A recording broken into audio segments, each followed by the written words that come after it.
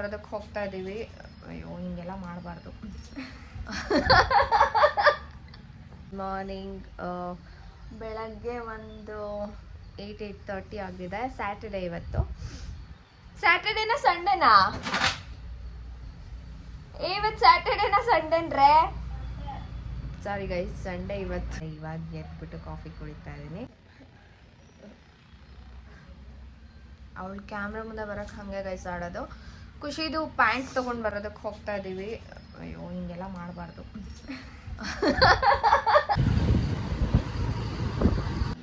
Mixie ಹಾಕಿದ್ಲಿ ಇವಳು. ನಂಗೆ ಗೊತ್ತಿಲ್ಲ ವಾಯ್ಸ್ ಕೇಳಿಸ್ತಿದ್ಯಾ ಇಲ್ವಾ ಅಂತ. ಮೊದಲು ಮಾಯ್ಶ್ಚರೈಸರ್ ಹಾಕ್ಕೋತಾ ಇದ್ದ.